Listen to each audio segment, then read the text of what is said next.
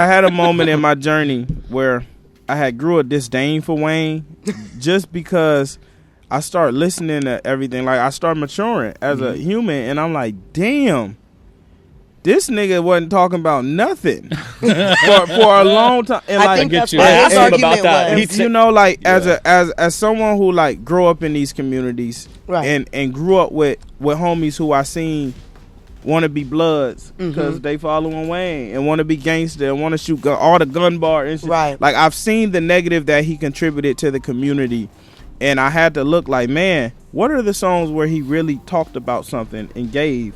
And out of 1,000-song catalog, you know, it's minute on this end. It's like Georgia Bush. And that do bother me. Man, Tie My Hands. That's what I was going to say. Tie My Hands is the only one I can think of. And that's the thing. It's like, if I hug you once, but I slapped the shit out you 1,000 times, you know, your affinity for me is going, you're probably going to remember me for this. It's your man Delvin. Welcome to Delvin's Room.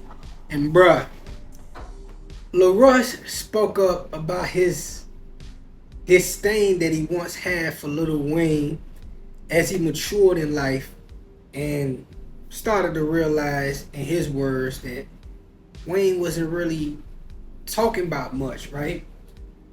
And it's causing a lot of conversations about that old adage, should artists have some type of conscious side? Do artists owe something to the people? Should artists have messages of substance? And my opinion on this is, of course they should. They should always have something meaningful, impactful, valid to the community and the people that they sell music to, right? But unfortunately, hip hop has steered so far away from that the fans of hip hop artists don't require that anymore, right? Because a lot of the people that's giving blowback to LaRussell on this is people. They're saying, man, we don't need Wayne to be conscious. Oh, man, you with Rock Nation now, man. You just going at Wayne. Nobody took a time to hear what he said, and I've been having this criticism of Lil Wayne. Now, with that being said, I still have Lil Wayne as one of the greatest rappers ever. Talent-wise, the man is incredible, right? We know that with the words and the wordsmith. But he should never be anyone's GOAT, 2 or 3 in my opinion. You want to put him at 4, cool. He should not be in the top 3, because once you starting to go up that echelon, you have to say something, bro. And this is not just fuck hip hop for a minute. This is just music in general, bro. Music in general, since the beginning of time, has been a reflection of society. Hip hop is not absorbed from that. You know what I'm saying? Hip hop is not different from that. The greatest musician of all time, Michael Jackson, made songs like Man in the Mirror, Human Nature, Earth Song, Heal the World. Michael Jackson had conscious songs. Prince, he literally got on stage with slave across his face because he couldn't own his own name. You understand? So every great artist at some point in time says something to their people. You know what I'm saying? Says something to the world that's meaningful. But in hip hop, unfortunately, you have artists that, in my opinion, like a Lil Wayne, like a 50 Cent, and a couple other rappers, Future, that as you evolve as a person, you just start to look at the world differently because things start to happen in life.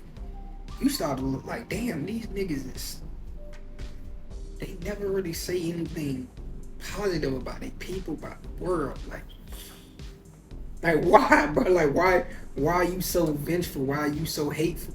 And people will get mad at Jay-Z, but Jay-Z because they try to throw. The reason I'm bringing Jay-Z up because of Rock Nation, but Jay-Z has had conscious songs as of late. The whole 444 was a conscious album. You know, from Get Jay-Z to Moonlight to Legacy, you know, to Bam, like all those songs had conscious themes to them. Nas, Get Down, Book of Rhymes. Nas got so many. I can't even. I'm just.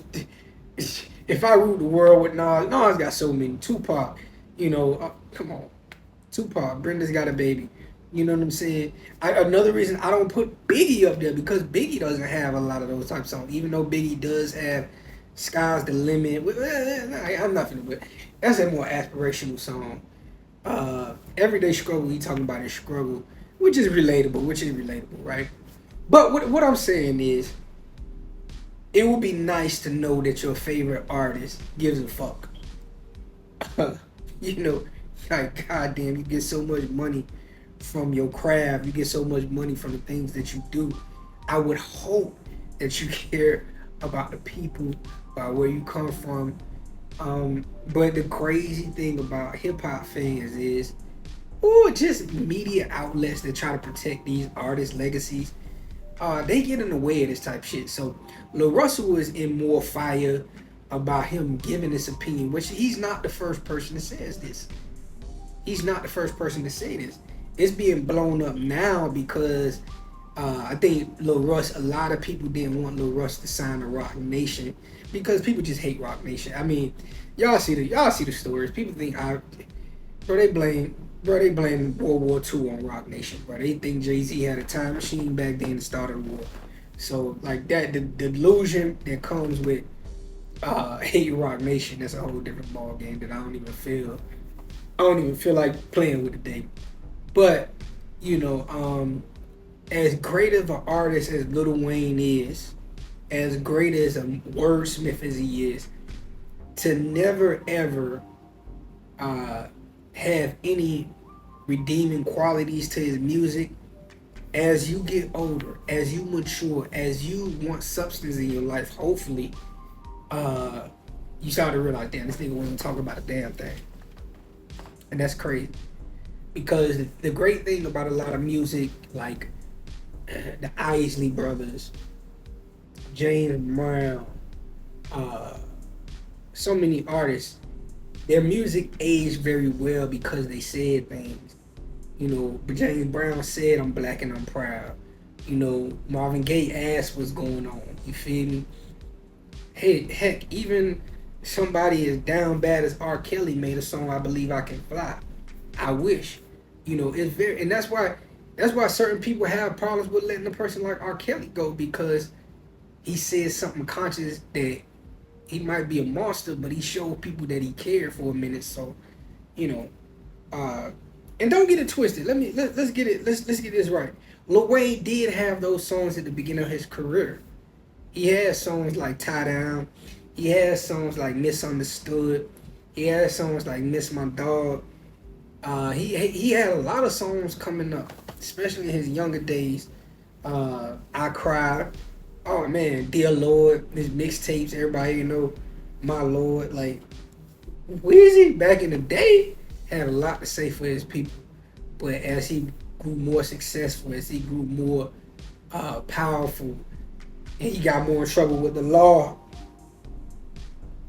a lot of those songs started to go away. A lot of those meaningful, impactful moments started to not resonate anymore because, you know, he making mistakes. He got to get out of jail. He got to do and say things to look a certain way to certain people. So it is what it is. But I think y'all crazy for just going at Lil Russell for having this opinion, whether you agree with it or not.